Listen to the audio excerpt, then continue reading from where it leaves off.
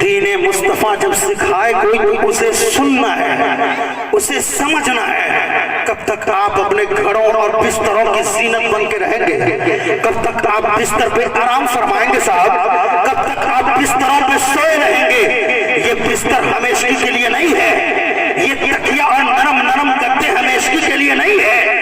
انسان یہ سمجھتا ہے محبوب عاقل صاحب، کوئی مکان بنا لیتا ہے وہ یہ سمجھتا ہے صاحب میں دنیا میں کامیاب ہو گیا۔ کوئی گاڑی لے لیتا ہے، اس گاڑی پہ سفر کرتا ہے، سمجھتا ہے میں دنیا میں کامیاب ہو گیا، اور وہ سمجھتا ہے میں بہت بڑا کامیاب ہوں۔ کوئی یہ سمجھتا ہے جن کے پاس بینک بیلنس ہو جائے وہ سمجھتا ہے میرے سامنے سب چھوٹا ہے، میں کامیاب انسان ہوں۔ خدا کی قسم شریعت کی نگاہ میں تم کامیاب نہیں ہو، یہ تمہارا تصور ہے، یہ تمہارا نظریہ ہے، یہ تمہارا کانسیپٹ ہے، یہ تمہاری فکر ہے، یہ تمہاری سوچ ہے۔ شریعت کی بات بتاتا ہوں، شریعت کی نظر میں کامیاب ہوا ہے جس کی زندگی تقوی سے عبادت ہے، جس کی زندگی میں نماز ہے، کامیاب ہوا ہے۔ جس کی زندگی میں تقوی ہے، کامیاب ہوا ہے۔ جس کی زندگی میں سنت مصطفیٰ ہے، کامیاب ہوا ہے۔ اگرچہ اس کے پاس مال نہیں ہے، اگرچہ اس کے پاس گاڑیاں نہیں ہے،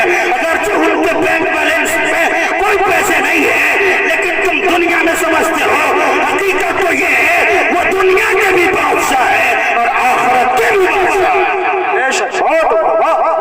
اس لیے اچھا بننے کی کوشش کیجیے، اپنے بچوں کو بہترین تربیت دیجیے۔ رسول اللہ نے فرمایا ہے کہ جب بچے کی پیدائش ہو تو باپ کو چاہیے کہ اچھا ادب سکھائے، بہترین تربیت۔ اعظم نے فرمایا جب بچہ 7 سال کا ہو جائے تو اسے نماز کا حکم، 7 سال کا ہو جائے تو نماز کا حکم دو، اور جب بچہ 10 سال کا ہو جائے، میں پوری عبارت مجھے یاد ہے مگر وقت نہیں ہے، بچہ 10 سال کا ہو جائے تو مار کر نماز پڑھواؤ۔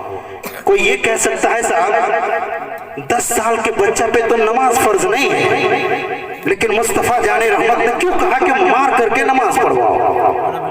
7 سال کے بچہ پہ نماز فرض نہیں ہے، مگر مصطفیٰ جان رحمت نے یہ فرمایا کہ نماز کا حکم دو۔ آخر کیا بات ہے؟ مصطفیٰ جان رحمت 7 سال کے بچوں کو نماز کا حکم دے رہے ہیں، 10 سال کے بچوں کو فرما رہے ہیں اگر وہ نماز سے دور ہے، نماز سے غافل ہے، مار کر کے نماز پڑھاؤ۔